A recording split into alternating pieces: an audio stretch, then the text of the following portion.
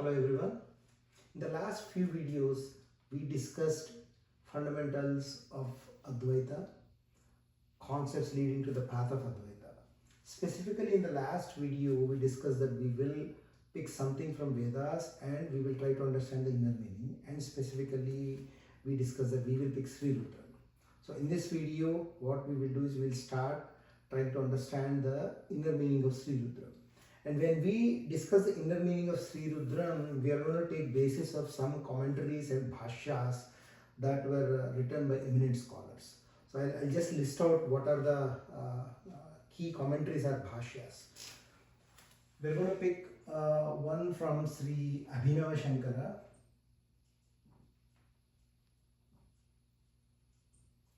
He is from 10th century AD. And the next one is Sri Bhaskara Bhatta Mishra. Bhaskara Bhatta. And he's from 12th century AD. And the third one is Sri Sainacharya. He is from 14th century. These three were eminent scholars and they wrote several commentaries, or we call bhashyas, on Vedas, and specifically these three wrote commentaries on SriRudram-Namakam and Chamakam. And whatever we discuss, we are going to take this as basis. And even today, a lot of the current age scholars and spiritual orators, whoever provide wonderful discourses, all their discourses, whatever they provide on SriRudram, all those are based on these three commentaries from these three scholars. And I personally listened to multiple discourses about SriRudram given by Sri Samavedam Shanmukha Sarma, Sri Sundar Chaitanyananda Swami, Sri Yellamraju Srinivasa Rao, Sri Sivananda Murthy, Sri Sarvapriyananda, and Sri Chaganti and Sigarikapati as well. So what we will do is, we will try to understand basics, some fundamentals of Vedas and where SriRudram stands. And then we will discuss about each Anuvaka and verse, the inner meaning of each verse. So let us start. Rudram is from Vedas. So first we need to understand what are the categories of Vedas. There are 4 Vedas: Rigveda, Yajurveda, Samaveda, Atharva Veda. And each Veda is further classified into 4 subcategories. So those are Brahmanas, Samhitas, Aranyakas, Upanishads.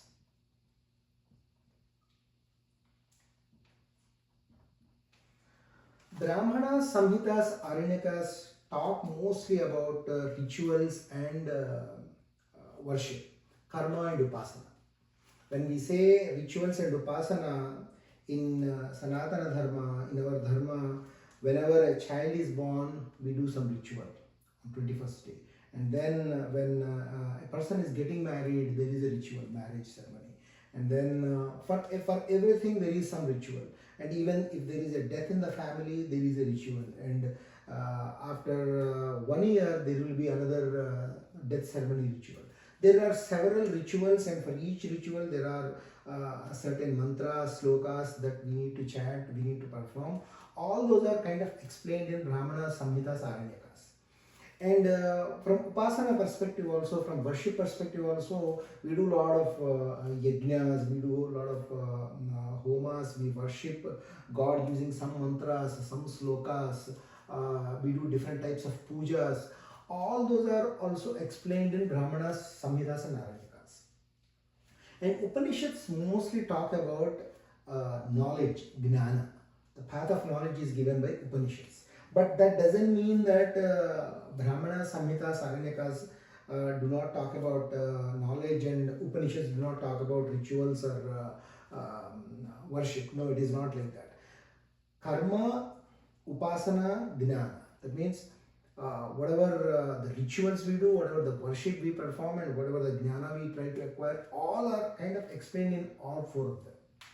That is why they say, if you pick any mantra or sloka from Vedas, That can be interpreted from karma perspective, upasana perspective, jnana perspective. So if you pick any mantra, they say it can be interpreted as yajnapaksha vakya. That means from karma perspective. And if you take any mantra, if you can interpret from upasana perspective, it is referred to as devata paksha vakya. And from jnana, it is jnana paksha vakya. So we have these three. Basically, we have karma, we have upasana, and we have jnana. These are the three paths. These are the three key parts where Vedas, everywhere it is kind of explained. Upasana, sometimes what karma and upasana, if those can be done from with desire or without desire. When it is done with some desire, because when we do any ritual, when we do any worship, there is always a desire behind it. Sakama karma, we call it as. And if upasana is done or karma is done without any desire, that is called nishkama karma. Okay. So these are the three key parts of Vedas. Okay. Now where Rudram stands is, Rudram is from Yajurveda and Taittiriya Samhita. Okay. It is from Krishna Yajurveda, Taittiriya Samhita, and Rudram has two parts, two components. One is Namakam and the other one is Chamakam. Namakam is it is called as Namakam because Namaha is chanted around 183 or so times, and in Chamakam Chame is chanted around 300 or so times. And Rudram is referred to by different names. They call it as Rudropanishad, Sadarudriyam, Rudraprasna, Ekadasa Rudram, Rudraekadasini. There are several names they refer to and use it.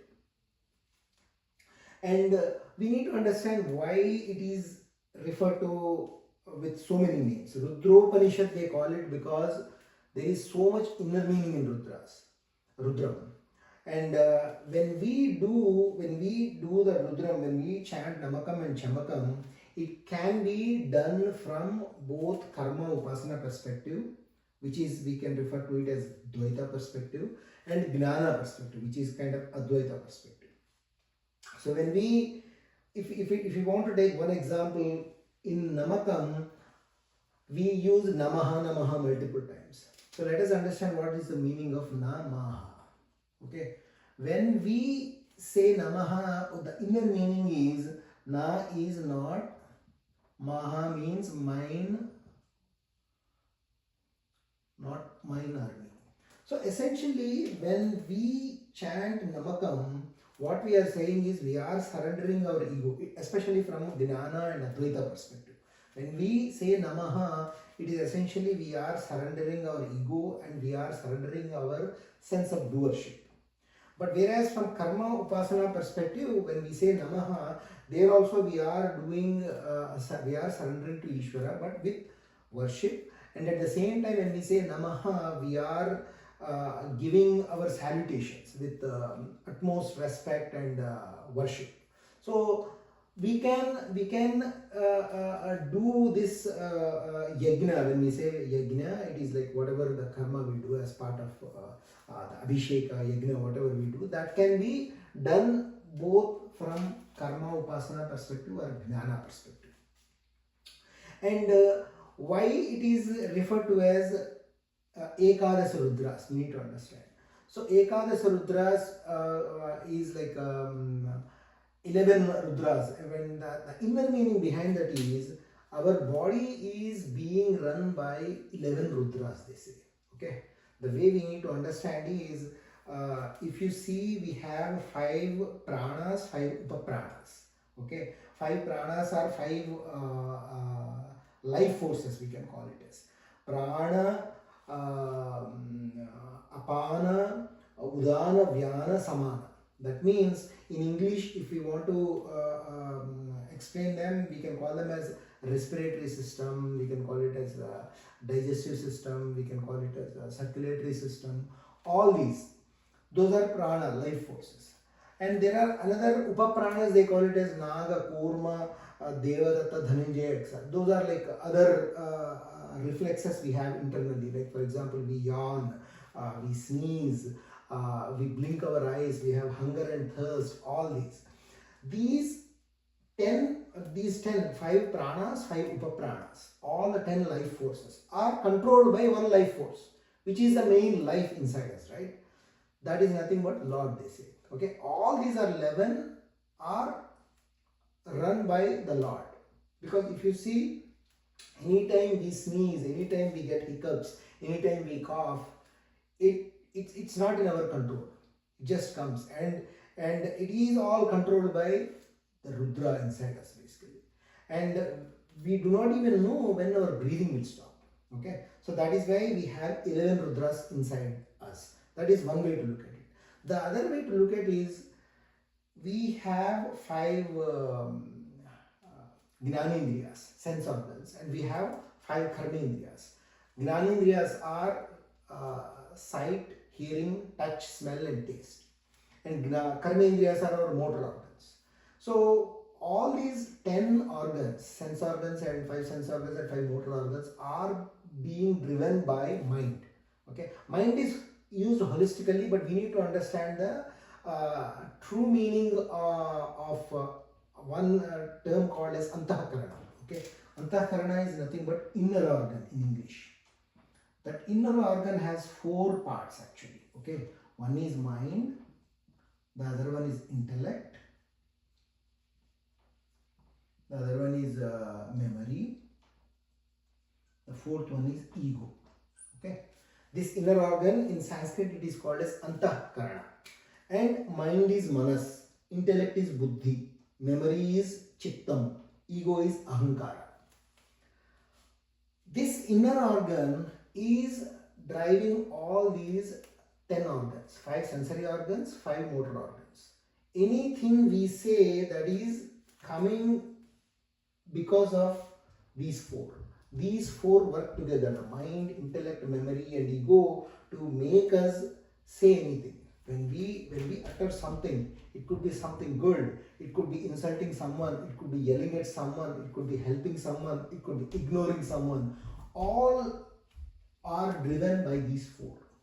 Okay, that is why there was a Telugu movie where the hero becomes chief minister, and when he was taking oath, he would say Antahkarana Suddhito. That means with purified form of inner organ. That means he was kind of saying that I will make sure my mind is clear, my memory is, my intellect is clear, my memory is clear, and my ego is clear.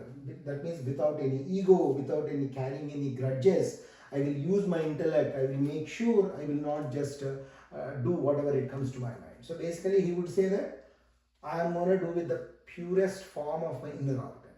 Okay, so those are the 10 organs, again, are 10 Rudras inside our body.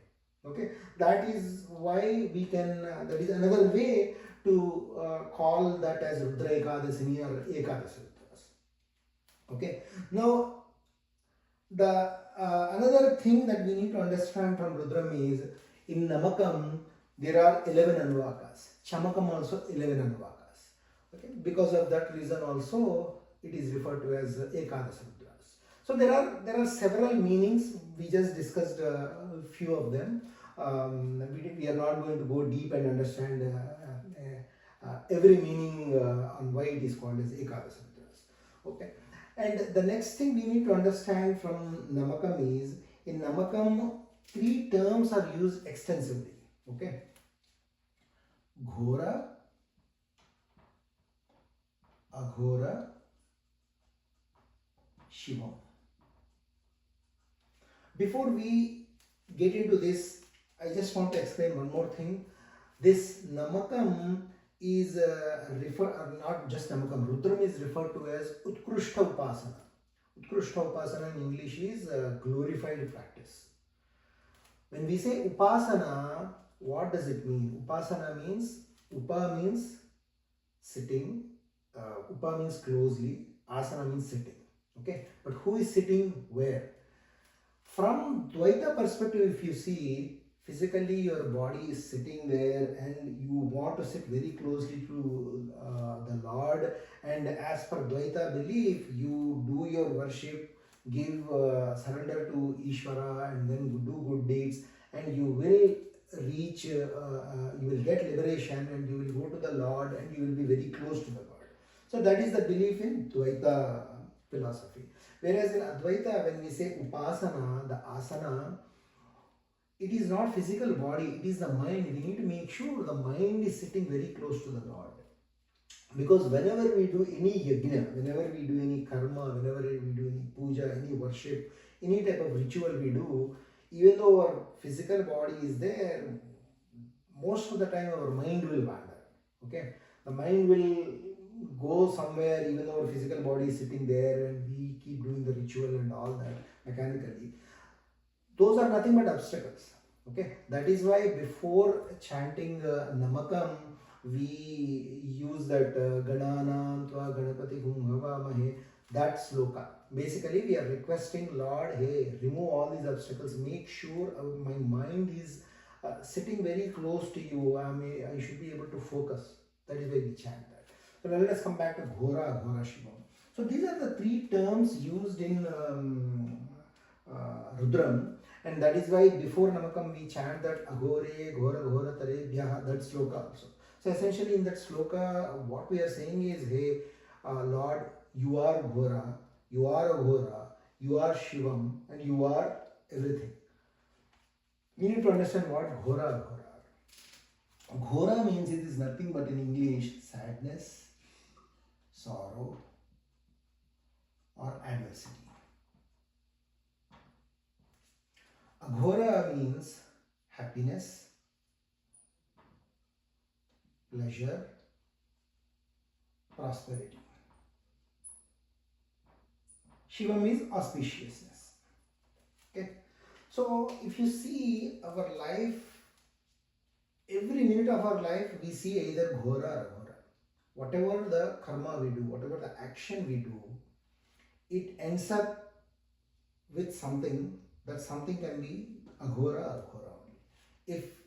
If Aghora means we are either after that karma is done, with that result, either we are happy, we are like we feel prosperous, or if the result of that karma is not good, then we will feel sad, we suffer, and we will have these adversities. Okay, so the objective of Rudram is essentially we need to transcend from these, and we should be able to see everything as Shiva. That is the objective actually. But we need to understand about Ghoram, Aghoram, or Ghora, Ghora. Why do we have this Ghora and Aghora? So for that we need to understand the concept of karma and rebirth philosophy in Sanatana Dharma. So what Sanatana Dharma offered to this world is a wonderful concept, which is karma and the rebirth philosophy. No other religion in this world has something like this. So let us quickly understand about karma and rebirth philosophy. So what we are in this janma, in this life, is because of our past actions in our previous lives, previous janmas. A lot of people may not agree to that, but let us go through few examples later.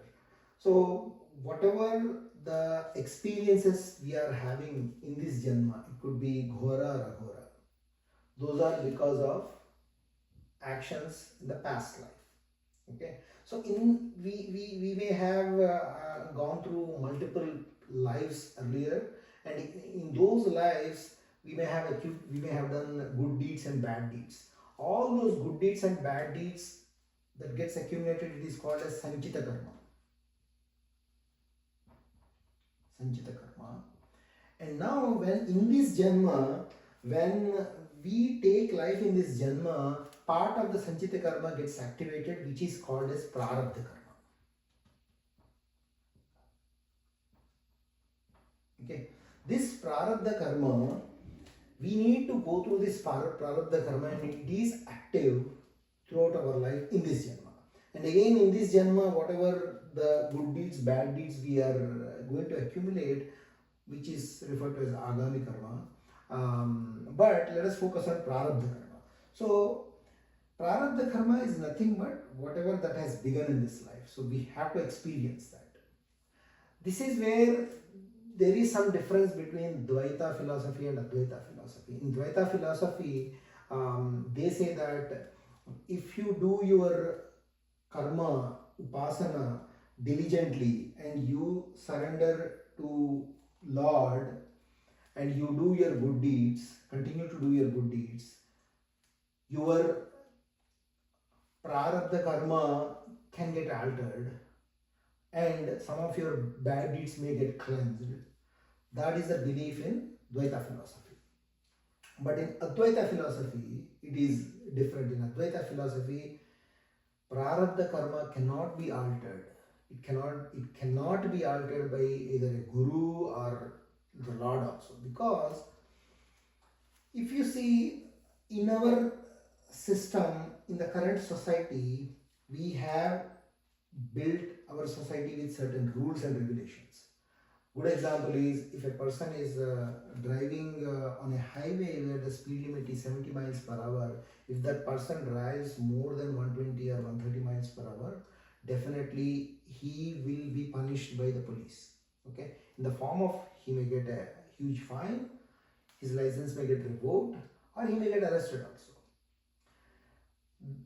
That is one way to look at it. And in a lot of places, there are cameras installed near red lights. Whenever a person crosses the red light, it will capture the video and it automatically sends a fine along with the link to the video. So that person cannot even go and contest in the court. Okay, that is automatically it is happening.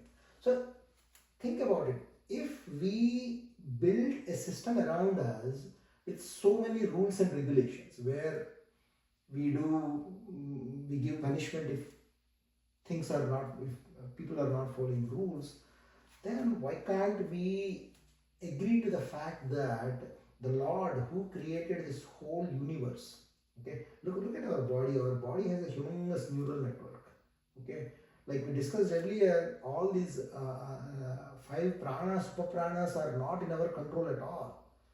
Even though we feel that we are invincible, we can do everything, we can control our destiny, we say all these good things, but in fact we do not know when our breathing is going to stop. We are that helpless. Okay, everything is controlled by Him, by the Lord. So when He created this whole universe, all these human beings, animals, ocean, fertile land, forests, everything, whatever, all the natural resources we get from the earth, everything was created by Lord. Why can't we accept the fact that He set some rules and guidelines, and if those rules and guidelines are not followed, obviously they will get some sort of punishment. Okay, so that is how it was being explained in our Sanatana Dharma. So Lord has created some order, it is called as niyati, okay, and if that is not followed, automatically that person will get some punishment. It's not that Lord is sitting there and closely monitoring our actions, what we do, what we are not doing and all that. No.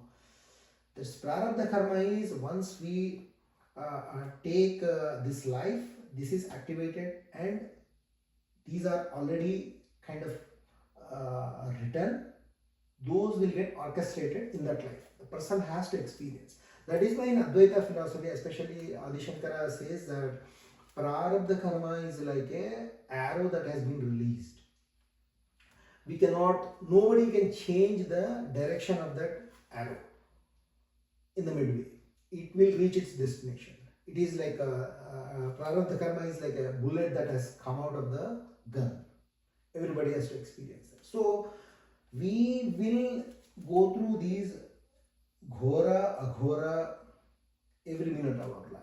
And even if you look at our life is nothing but just 3 states. Our entire life comprises of just 3 states. Let us go through those 3 states. Right? Those 3 states are, one is awakened state, which is called as Jagruta Avastha. So 16 to 18 hours every day we are in this state. Whatever the karmas we do, we eat, we go to work, we watch TV, we do other chores, all are being done in this awakened state, Jagruta Avastha. In this Jagruta Avastha, we go through these Ghora, we experience. So basically we do some karma, some action. That action will give us a result. Right? Every action we do, there will be some result. Okay? And now that result, based on that result, we experience. If the result is success, our experience is Aghora. Because we are happy, because it is a success. And the result matched our expectation and we are so super happy. But if the result is a failure, that will give us an experience of Ghora. It will make us suffer, we will be sad, we will feel sorrow, and we will go through the adversity. So essentially what is happening, the mind is creating this Aghora feelings basically. All that is happening in awakened state. And then when we go to sleep, intermittently we may get something called dream state, right? In the dream state, we will get some dreams, which is called as Swapna Avastha. In the dream state, we see Aghora there also. Okay, we may see Ghora like somebody shouting at us, somebody beating us up, or we may see Aghora like we may be winning a $1 million lottery or something like that. During that dream state, yes, we will be scared or we will be happy, but once we wake up from the dream, we know that it was a dream and we just wash it off and just move on. Okay. Whereas in the awakened state, we hang on to these and we continue to suffer. If it is Ghora, we will continue to be happy, and then we build few other things like arrogance and ego and things like that when there is a Ghora. And there is a third state called dreamless deep sleep.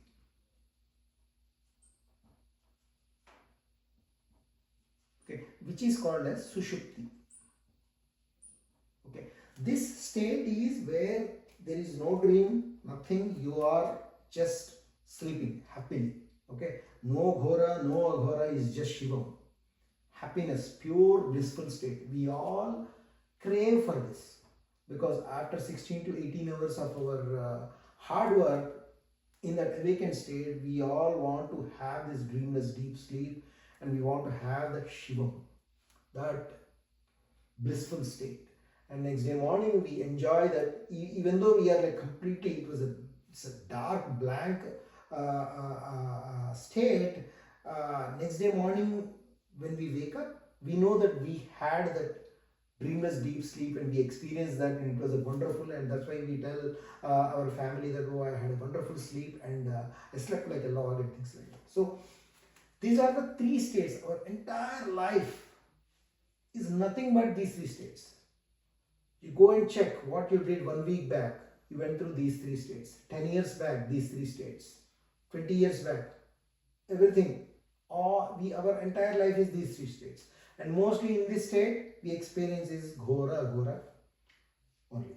Okay. So our objective is, or not our, especially what Rudram, the inner meaning of Rudram, especially Namakam, is we need to transcend from this Ghoram and Aghoram.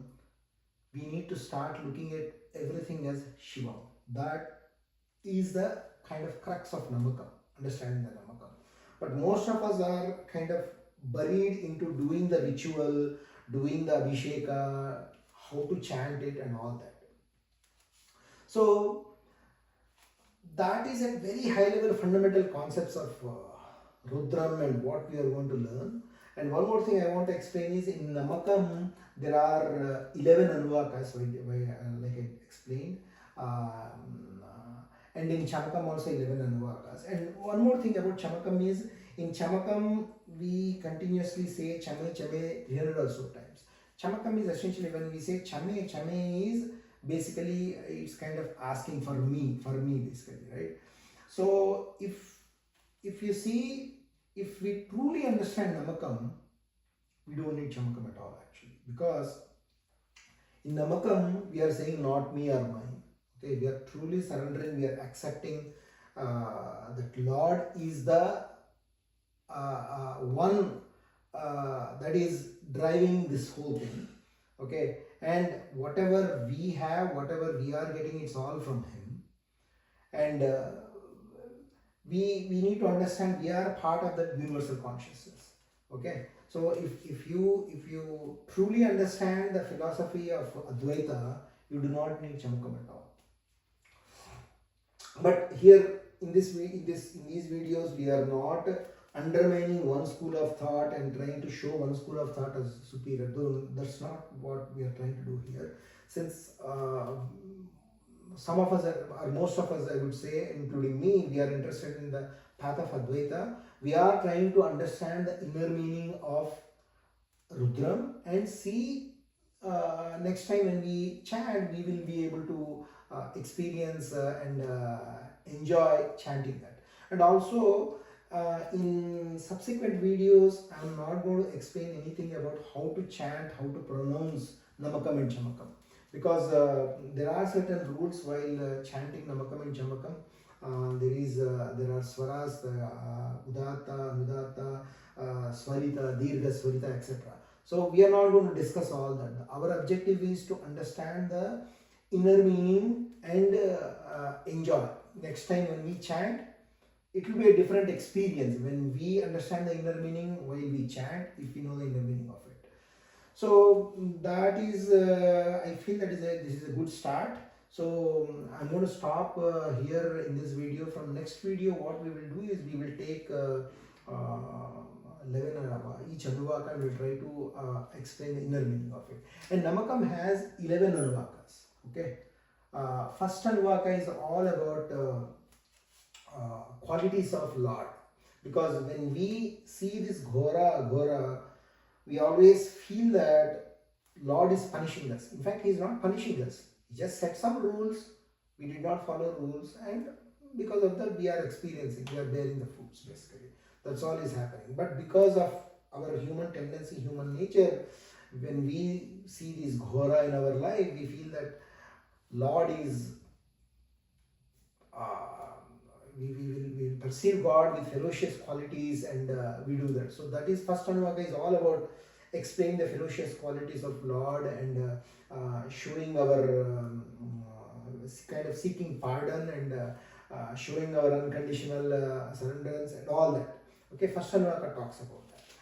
Second and to ninth Anuvaka are the most important Anuvakas. Second to ninth Anuvaka explain about Lord's pervasiveness. That is the true crux of Namakam. If we understand this thoroughly, then we will see Lord, or we, in Advaita it's called as Brahman, everywhere, inside us, inside everyone around us, whatever is around us. That is the crux of second to ninth. It explains about the qualities like how each Lord is omnipotent, omnipresent, omniscient, and all that. In Sanskrit, if you want to call it as Sarvajnatva, Sarvatmakatva, Sarvavyapakatva, Sarvantaryamitva, all that is explained in this second to ninth. It is in those Anuvakas, it will be explained that Lord is in mountains, Lord is in an ocean, Lord is in any water body, Lord is in trees, Lord is in animals, Lord is even in wicked people. Okay, so he's everywhere. That is what is being explained in second to ninth Anuvaka. Okay, and 10th and 11th Anuvakas are also it explains about kind of little worshipping Ishvara, basically worshipping all his forms, all that. So that is a high level overview of what we are going to discuss in the next set of videos. So I don't know how many parts we are going to have. What I will do is from the next video I will start explaining, start with the first Anuvaka, and we will go through the inner meaning. Okay. Hope this helps, and let us all learn from this. Okay, thank you.